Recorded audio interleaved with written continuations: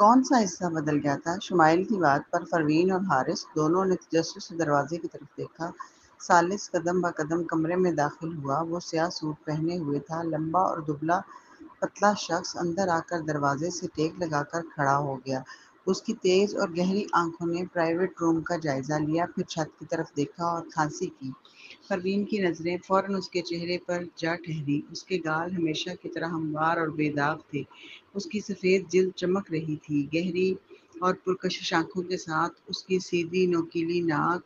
لیکن ہیں آنکھ کے کونے پر موجود وہ تل کہاں گیا؟ وہ کیوں غائب ہو گیا تھا؟ پروین اچانک کھڑی ہوئی اور ثالث کو حیرت سے دیکھنے لگی۔ ثالث، جس نے اس کے تاثرات دیکھ لیے تھے، اندر ہی اندر سکون کا سانس لینے لگا۔ کیا واقعی اس کی یہ نئی شکل دیکھ کر اس کی سانس رک گئی تھی؟ ادھر شمائل خوشی سے جھوم رہی تھی۔ وہ چھلتی ہوئی بولی، ممی دیکھیں، کیا ڈیڈی پہلے سے زیادہ ہینڈسم نہیں لگ رہے؟ ثالث کے گال سرخ ہو گئے، لیکن جس طرح عورت اسے دیکھ رہی تھی، وہ نظریں کچھ زیادہ ہی کھری اور تیز لگ رہی تھی۔ وہ ابھی یہ سوچ ہی رہا تھا کہ پروین کے ہونٹوں پر ہلکی سی طنزیہ مسکراہٹ آئی اور اس نے افسوس سے کہا، تم بدصورت ہو گئے ہو۔ پروین نے اسے حقارت سے دیکھا اور اس کی آنکھوں میں پشیمانی بھی جھلک رہی تھی۔ بلا وجہ تل کیوں ہٹا دیا؟ دماغ خراب ہو گیا تھا؟ اب تو اس کی دلچسپی بھی جیسے ختم ہو گئی تھی۔ وہ اسے دیکھتے ہوئے پھر سے آہ بھرنے لگی، جیسے اسے بالکل امید نہ رہی ہو۔ کمرے میں اچانک خاموشی چھا گئی۔ شمائل اور حارث نے ایک دوسرے کو دیکھا، پھر شمائل بھاگ کر حارث کے پاس جا بیٹھی۔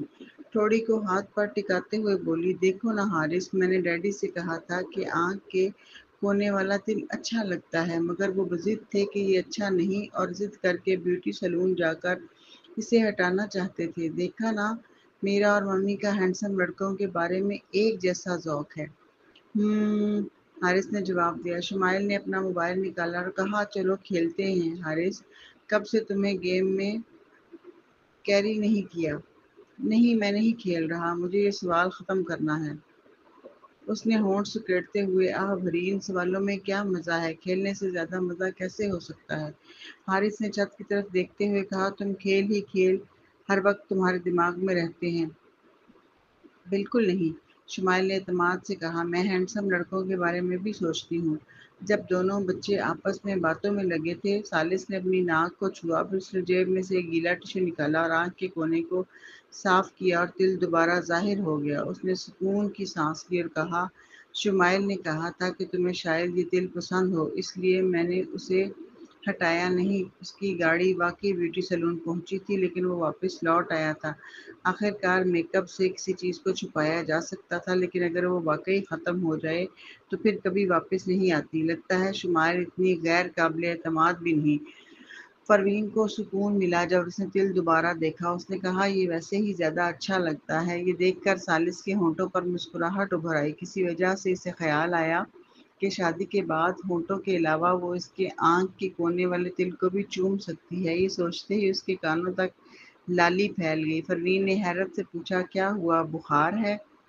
نہیں، آؤ بیٹھ کر کھانا کھاتے ہیں۔ دونوں ایک دوسرے کے سامنے بیٹھ کر کھانا شروع کیا۔ اسی وقت دروازے کے باہر قدموں کی آواز آئی، پھر کسی نے دروازہ کھولا اور ماریسا جلدی سے اندر آ گئی۔ ثالث نے بھویں سکیڑی، تم یہاں کیوں آئی ہو؟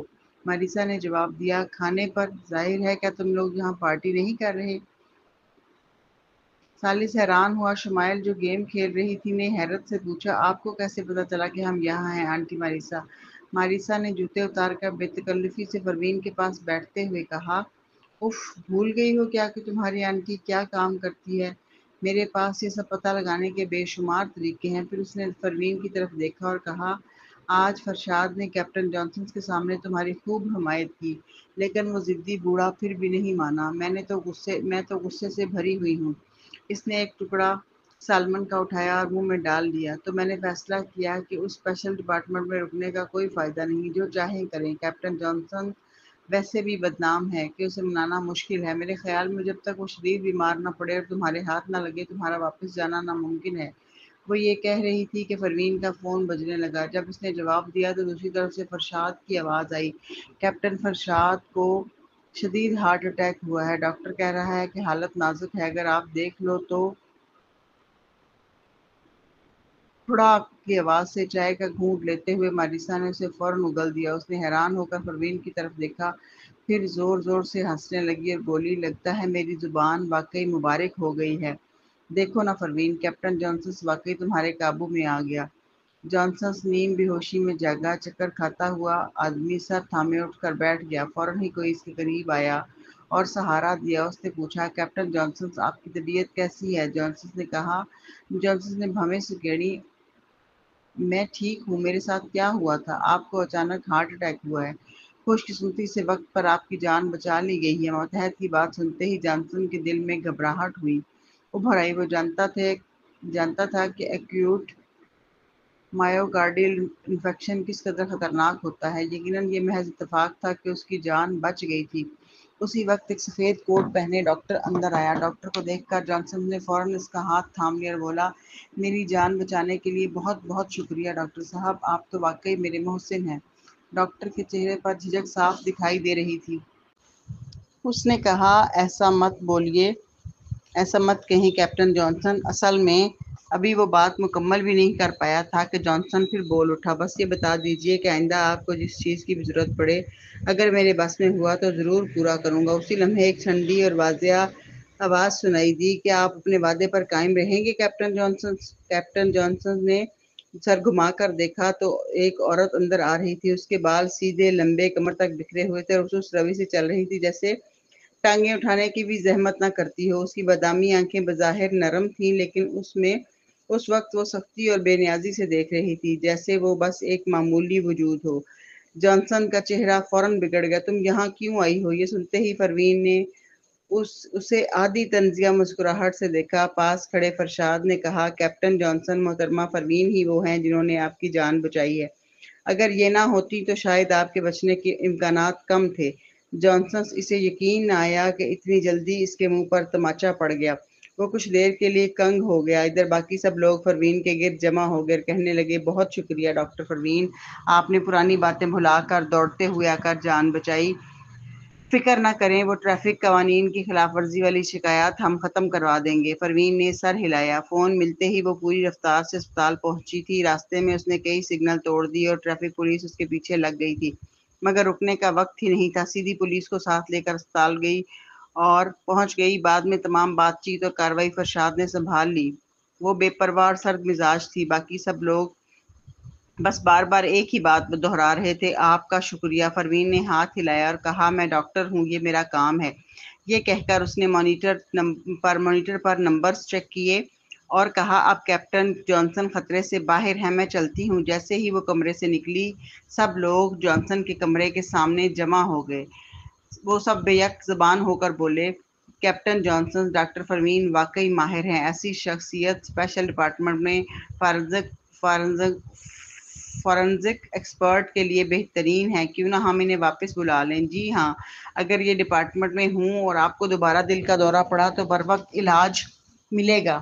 جانسن نے غصے سے لات مار کر کہا، کیا بکواس کر رہے ہو؟ ایک ماتحت ایک قدم پیچھے ہٹا اور مسکرا کر بولا، کیپٹن جانسن، ابھی تو آپ نے خود کہا تھا کہ جس ڈاکٹر نے آپ کی جان بچائی وہ آپ کا محسن ہے۔ ویسے بھی پروین نے اس وقت کوئی اصول نہیں توڑا تھا، وہ محض ایک فورنزک ڈاکٹر ہیں، مجرم پکڑنا ان کی ذمہ داری نہیں تھی۔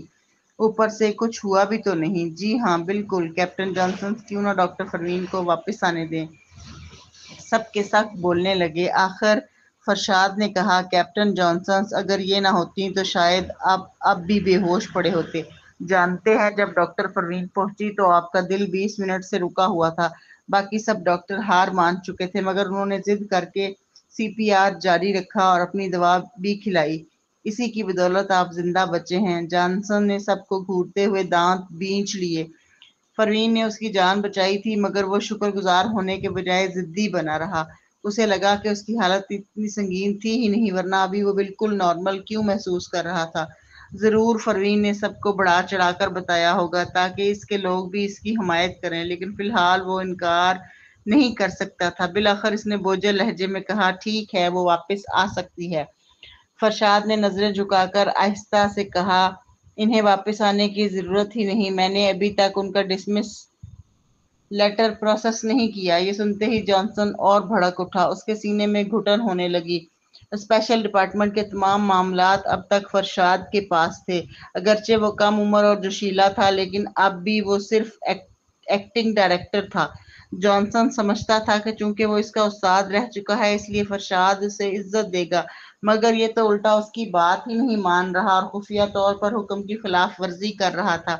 وہ غصے میں کچھ بولنے ہی والا تھا کہ باقی سب نے یک زبان ہو کر کہا، کیپٹن فرشاد، آپ واقعی دور اندیش ہیں، شاباش۔ جی ہاں، اس وقت تو کیپٹن جانسن نے پروین کو دھتکار کر بڑی سخت باتیں کہی تھی، اب واپس بلانا شرمناک لگتا۔ خوش قسمتی ہے کہ کیپٹن فرشاد نے ڈسمس آرڈر پروسیس نہیں کیا۔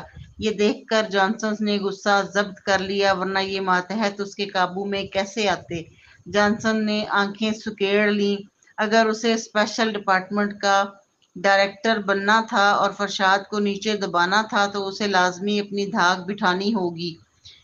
اس ڈپارٹمنٹ کی فطرت ہی الگ تھی، اگر ماتحت اسے لائق نہ سمجھتے تو کوئی کام نہ ہو پاتا۔ اس لیے اس نے آغاز میں ہی پروین کو نشانہ بنایا تھا، کیونکہ وہ وہی فورینزک ڈاکٹر تھی جسے فرشاد نے ہر رکاوٹ کے باوجود منتخب کیا تھا۔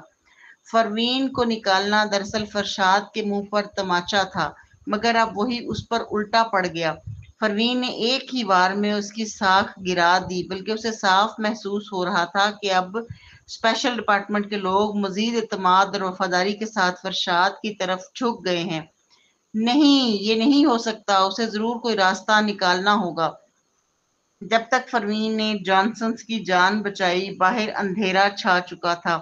وہ سیدھی گاڑی چلا کر گھر پہنچی، پارکنگ میں بلیک جیپ کھڑی کی اور اندر داخل ہوئی۔ ابھی وہ داخل ہی ہوئی تھی کہ اس کا فون بجنے لگا۔ اس نے جیب سے نکالا تو دیکھا کہ ٹرو مین کا پیغام آیا ہے، وہی شخص جس سے کافی عرصے سے کوئی رابطہ نہ تھا۔ پروین کو یاد آیا کہ پچھلی بار اس نے جو جواب دیا تھا اس نے اسے بے چین کر دیا تھا۔ اس نے اب سوچا کہ اس بار اس نے کیا بھیجا ہے۔ اس نے نیچے دیکھ کر میسج کھولا، جیسے ہی مواد پر نظر پڑی اس کی آنکھوں کی پتلیاں سکڑ گئیں۔ ٹرو مین کا پیغام یہ تھا، میرے پاس اب بھی بہت سے راز ہیں جو میں تمہیں بتانا چاہتا ہوں۔ کیا تم جاننا نہیں چاہو گی؟ مگر لگتا ہے آج عثمان نے دوا نہیں لی۔ گزشتہ بار جب فرشاد نے عثمان کو گرفتار کیا تھا تب سے وہ پوچھ گچھ کے کمرے میں قید تھا۔ مزید یہ کہ چونکہ وہ کمزور تھا اس لیے اسپیشل ڈپارٹمنٹ نے اس سے بعض کورس کے لیے کوئی خاص طریقہ اختیار نہیں کیا۔ آخر اگر وہ آرام نہ کر سکا اور پھیپھڑوں کے کینسر سے مر ہی جاتا تو پروین تو اسے بھول ہی گئی تھی۔ البتہ اس نے صرف بھویں چڑھائیں اور جواب دیا، میں اب اسپیشل ڈپارٹمنٹ میں نہیں ہوں، مجھ سے رابطہ بے فائدہ ہے، بات چیت کرنی ہے تو فرشاد سے کرو۔ یہ لکھ کر اس نے فون رکھ دیا اور گھر کے اندر داخل ہوئی تو اندر سے جوئل اور تانیہ کی باتیں سنائی دی۔ دونوں نے شادی رجسٹر بھی کرا لی تھی اور رخصتی بھی ہو چکی تھی۔ اب وہ باضابطہ میاں بیوی تھے۔ منطقی طور پر وہ نئے شادی شدہ تھے، اوپر سے دونوں طویل جدائی کے بعد ابھی ابھی ملے تھے۔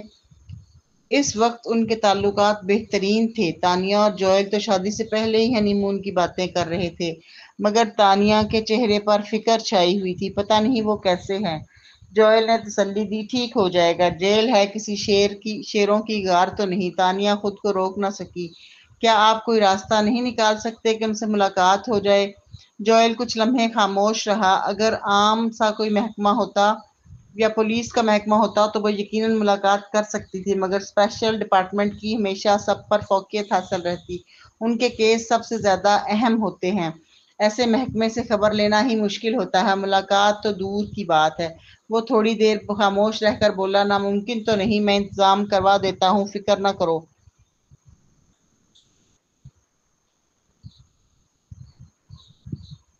تانیہ نے اس کی عارضی ہچکچاہٹ محسوس کر لی اور فوراً ہی پوچھ لیا، کیا میرے والد والے کیس میں کچھ خاص بات ہے؟ جوئل نے دیکھا کہ وہ اندازہ لگا چکی ہے تو مزید چھپانے کا فائدہ نہ سمجھا۔ اس نے آہ بھری اور سر ہلایا۔ ہاں، معاملہ کچھ خاص ہے۔ ملاقات مشکل ہوگی مگر ہم پروین کے ذریعے ان کی خبر لے سکتے ہیں۔ تانیہ نے مایوسی سے سر جھکا لیا۔ نہیں، پروین کو بھی نکالا گیا ہے۔ اس وقت اس سے کہنا اچھا نہیں لگے گا۔ کوئی اور طریقہ سوچتے ہیں۔ جوئل نے اس بات میں سر ہلایا۔ پروین نے جب یہ سنا تو اس کی نظریں جھک گئیں۔ اسی لمحے اس کا فون بج اٹھا۔ پیغام فرشاد کی طرف سے تھا۔ بڑے بناوٹی انداز میں لکھا تھا، مس اسمتھ، آپ کی چھٹی منسوخ، آپ کل سے واپس ڈیوٹی جوائن کر سکتی ہیں۔ پروین کی بادامی آنکھیں ذرا سکڑ گئیں۔ اگر اس نے ابھی جوئل اور تانیہ کی گفتگو نہ سنی ہوتی تو شاید وہ اسپیشل ڈپارٹمنٹ میں واپس نہ جانا چاہتی۔ آخر وہاں بہت سے کام اور بہت سی جھنجھٹیں ہیں، مگر اب وہ اسپیشل ڈپارٹمنٹ میں رہے تو کم از کم تانیہ کو دل کا کچھ سکون ہوگا۔ اوپر سے وہ پچھلے دروازے سے ہو کر روزانہ پاشا کے لیے ناشتہ جیسی کوئی چیز بھی پہنچا سکتی تھی۔ یہ سوچ کر پروین نے جواب دیا، ٹھیک ہے۔ پیغام بھیج کر وہ اندر آئی۔ جوئل اور تانیہ قدموں کی آہٹ سن کر کھڑے ہو گئے۔ تانیہ حسب معمول ہلکے پھلکے انداز میں بولی، پروین، آج دوپہر تم کہاں تھی؟ میں نے تمہیں بہت ڈھونڈا مگر تم ملی ہی نہیں۔ پروین نے اس کی مصنوعی سنجیدگی بھانپ لی۔ اس کی بادامی آنکھیں ذرا سی اٹھی۔ میرے پاس ایک خوشخبری ہے۔ تانیہ کی آنکھیں پھیل گئیں۔ کیا خوشخبری؟ پروین، اسپیشل ڈپارٹمنٹ میں میری پوسٹنگ بحال ہو گئی ہے۔ میں کل سے ڈیوٹی پر جا رہی ہوں۔ تم پاشا کے کھانے پینے اور ضروری سامان تیار کر لو، میں اندر پہنچا دوں گی۔ یہ سن کر تانیہ کی پہلی کیفیت خوشی نہیں بلکہ برہمی تھی۔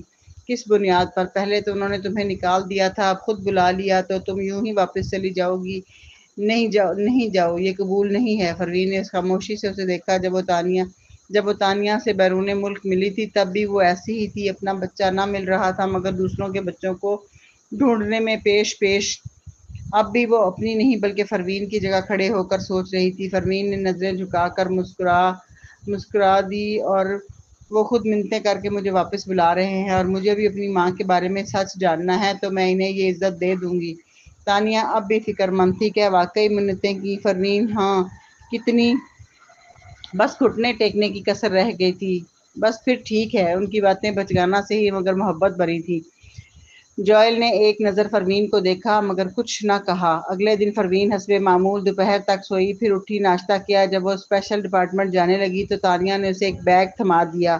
ان کے لیے کافی ساری چیزیں رکھی ہیں، ذرا بھاری ہے۔ پروین نے وہ بیگ بڑے آرام سے ایک ہاتھ سے اٹھایا، وہی بیگ جسے تانیہ دونوں ہاتھوں سے مشکل سے اٹھا رہی تھی، اور کندھے پر ڈال کر نکل گئی۔ تانیہ جب وہ اسپیشل ڈپارٹمنٹ پہنچی تو دوپہر ہو چکی تھی۔ پروین بیگ اٹھائے اندر داخل ہوئی تو سامنے سے کیپٹن جانسن آتا دکھائی دیا، جسے اسپتال سے چھٹی مل گئی تھی۔ وہ کچھ کمزور اور اس کا چہرہ زرد دکھ رہا تھا مگر پروین کو دیکھتے ہی اس کا رنگ بدل گیا۔ نہایت برے انداز میں ڈپٹ کر بولا، یہ کیا وقت ہے؟ اب آ کر آپ ڈیوٹی دیتی ہو؟ پروین نے اس کی جھاڑ کو خاطر میں نہ لایا۔ اس نے بیگ دوسرے کندھے پر لہرایا جو سیدھا کیپٹن جانسن سے ٹکرا گیا۔ وہ چند قدم پیچھے ہٹا تب جا کے سنبھلا۔ پروین نے سرد لہجے میں کہا، معاف کیجیے کیپٹن جانسن، میرا اسپیشل ڈپارٹمنٹ سے جو معاہدہ ہے اس میں واضح لکھا ہے کہ میری ڈیوٹی کے اوقات لچکدار ہے۔ یہ شرط اسی لیے رکھوائی تھی کہ جب کام نہ ہو تو وہ آرام سے سو سکے۔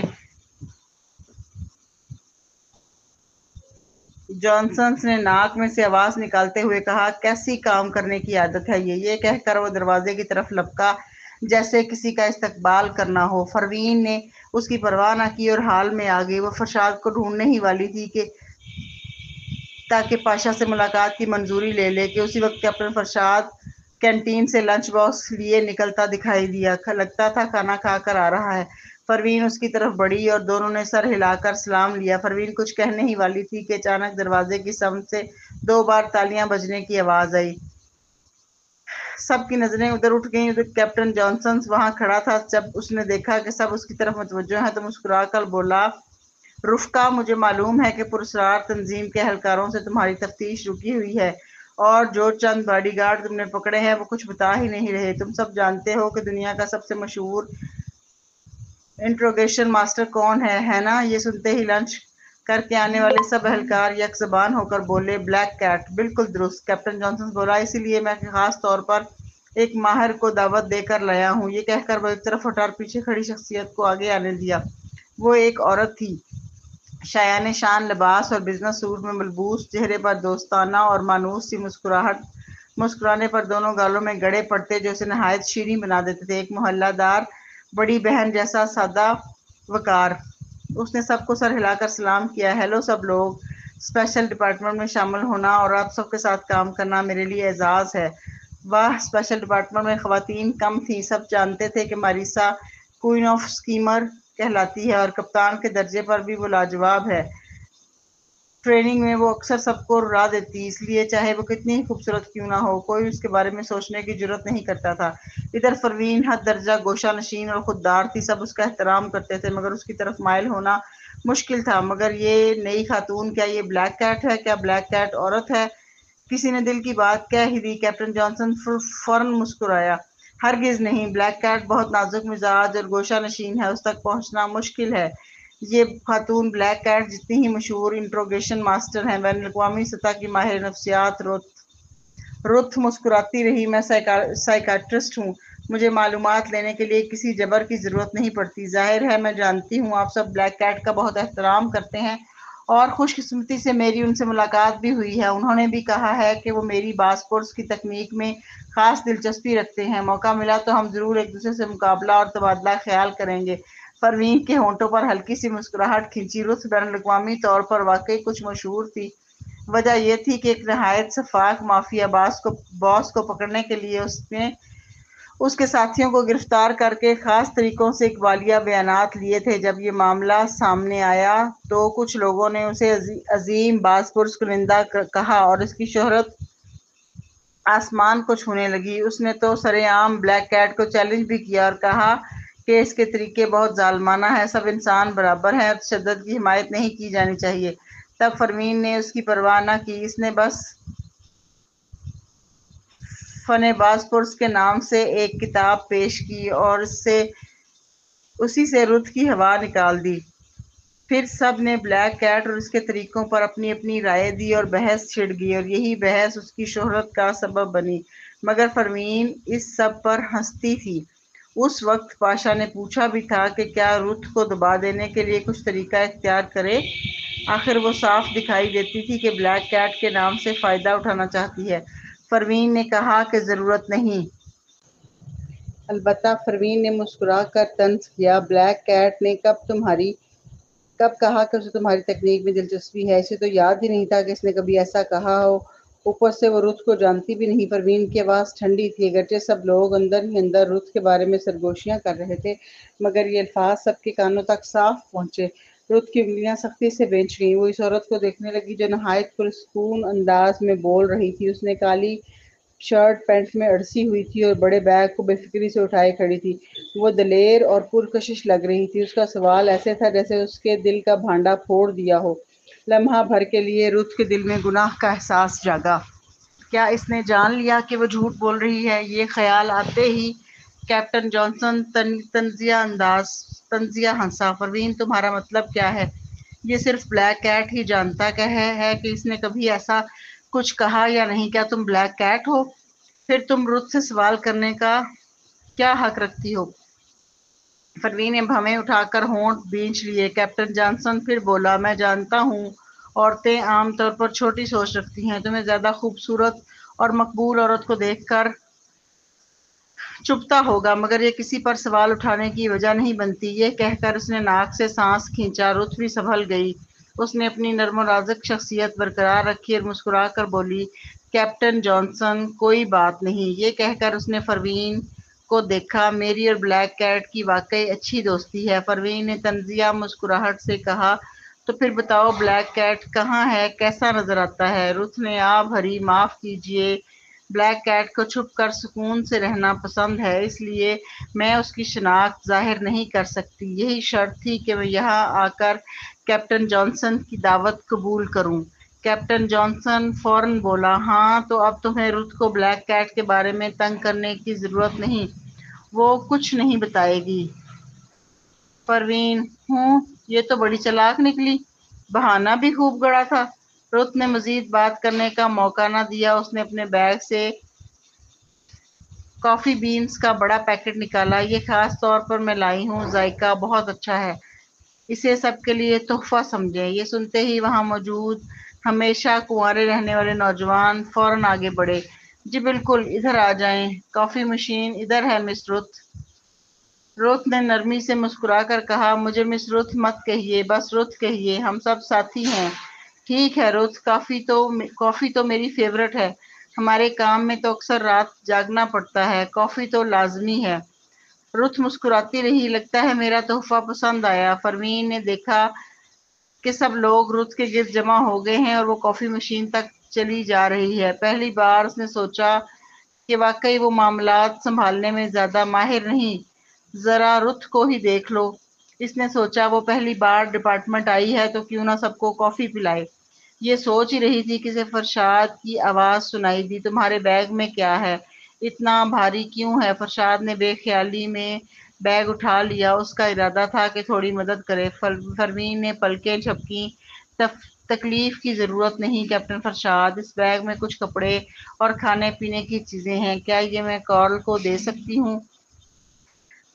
فرشاد نے سوچا اور پھر سر ہلایا، ٹھیک ہے مگر پہلے عام چیک اپ ہوگا۔ کوئی مسئلہ نہیں۔ پروین انویسٹیگیشن روم میں داخل ہوئی، وہ کارل سے دوبارہ بات کرنا چاہتی تھی، آخر پچھلی بار جب وہ کچھ کہنا چاہ رہا تھا تو کیپٹن جانسن نے روک دیا تھا، اب پھر موقع ملا تھا، چونکہ لازمی تھا کہ وہ اس سے سن لے۔ سیکیورٹی چیک کے دوران پروین نے ایک ایک چیز نکالی۔ تانیہ نے واقعی بڑی محنت سے سامان تیار کیا تھا، سنیکس کے علاوہ سگریٹ اور روزمرہ کی ضرورت کی چیزیں بھی تھیں، سب قابل قبول نکلی، اسی لیے اندر لے جانے کی اجازت مل گئی۔ انویسٹیگیشن روم میں داخل ہوتے ہوئے پروین نے باہر کھڑے نوجوان اہلکار کی آواز بھی سنی، ڈپارٹمنٹ میں ایک اور لڑکی آ گئی ہے، اس کی طبیعت خاصی اچھی ہے۔ پروین نے سر ہلایا اور اندر داخل ہو گئی، مگر جیسے ہی اس نے کارل کو دیکھا اس کی پیشانی شکن آلود ہو گئی۔ انکل کارل، آپ یہ کیا حال بنا بیٹھے ہیں؟ پچھلی بار آپ کچھ کہنا چاہ رہے تھے، بتائیے، آخر آپ نے پراسرار تنظیم کو نیو یارک میں لوگوں کو لانے میں کیوں مدد دی تھی؟ کارل کا چہرہ سرخ تھا، اس کے انداز سے بالکل نہیں لگ رہا تھا کہ وہ نگرانی میں ہے، مزید یہ کہ اس نے قیدیوں والا یونیفارم بھی نہیں پہنا ہوا تھا بلکہ وہی کپڑے پہنے ہوئے تھے جو گرفتاری کے وقت اس کے بدن پر تھے۔ وہ تفتیشی کمرے میں اس طرح سکون سے بیٹھا تھا جیسے یہ کوئی قید خانہ نہیں بلکہ اس کا اپنا گھر ہو۔ یہ منظر بالکل مختلف تھا اس وقت سے جب کارل پہلی بار گرفتار ہوا تھا۔ اس وقت وہ بے چین اور محتاط تھا، لیکن اب یوں لگتا تھا جیسے اسے یقین ہو کہ اس کے ساتھ کچھ نہیں ہونے والا۔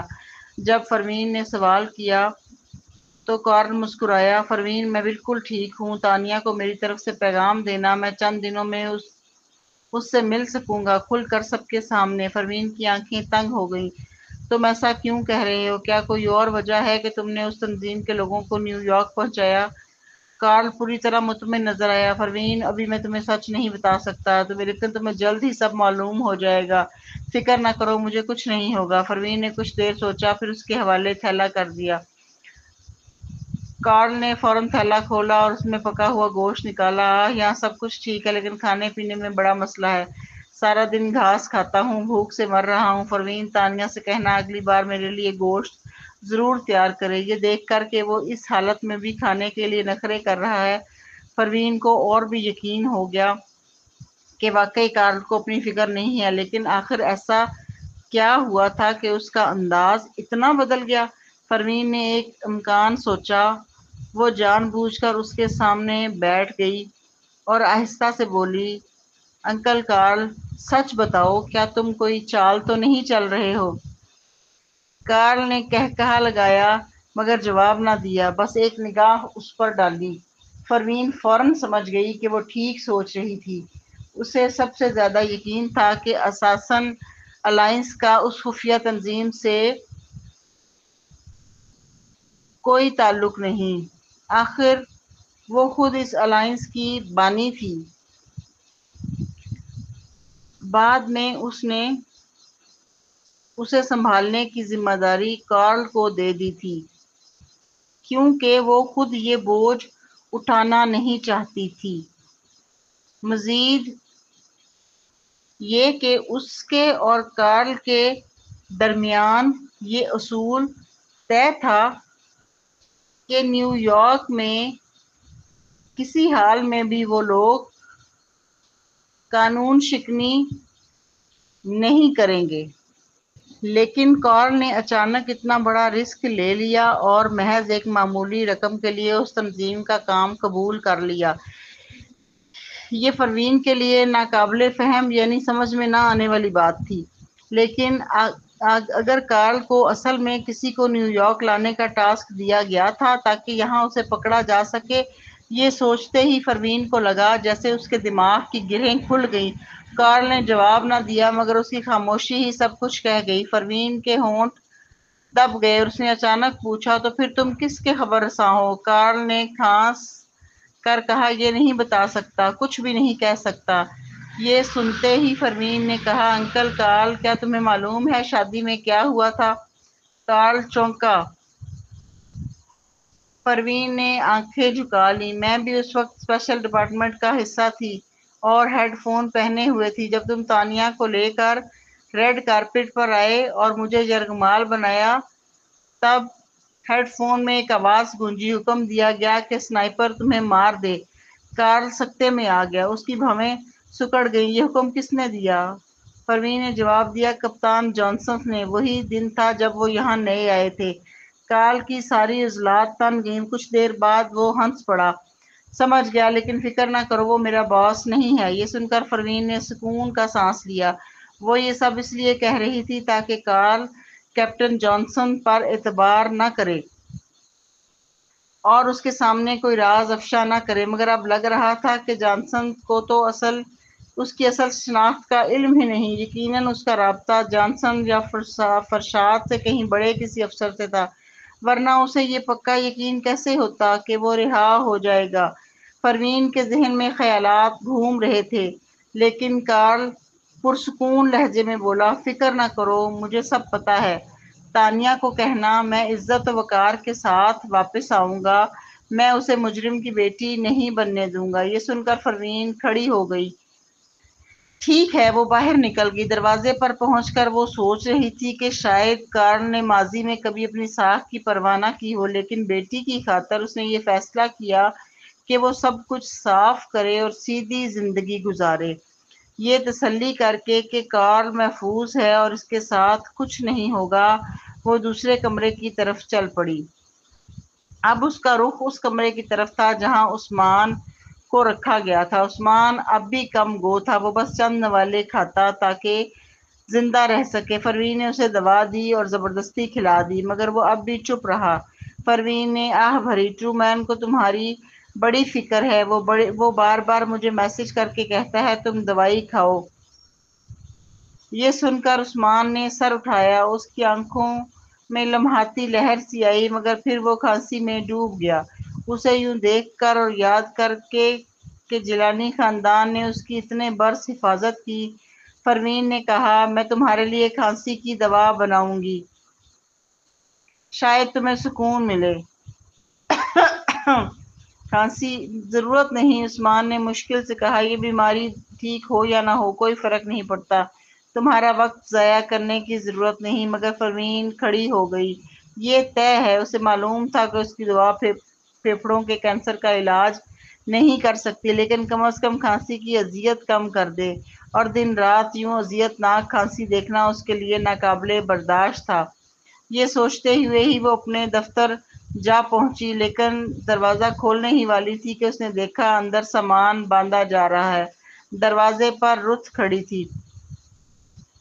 پروین نے ماتھا سکیڑا، ابھی وہ کچھ پوچھتی کہ کپتان جانسن کی آواز آئی، پروین اپنا دفتر خالی کر دو اور رت کو دے دو، آخر وہ ایک تفتیشی ماہر ہے اور تم صرف فرانزک ڈاکٹر۔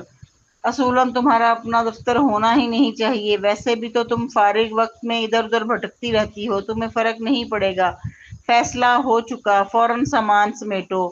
پروین کی آنکھیں باریک ہو گئیں اور ہونٹوں پر ہنسی آ گئی۔ اور اگر میں نہ کروں تو؟ کیپٹن جانسن نے فوراً ڈانٹ دیا، اگر نہ کیا تو میں خود سامان پھینک دوں گا، پھر اگر کوئی چیز ٹوٹ گئی تو ذمہ داری میری نہیں ہوگی۔ پروین کی نظریں رت پر جا ٹکیں، جو کنارے پر کھڑی سکون سے یہ سب دیکھ رہی تھی۔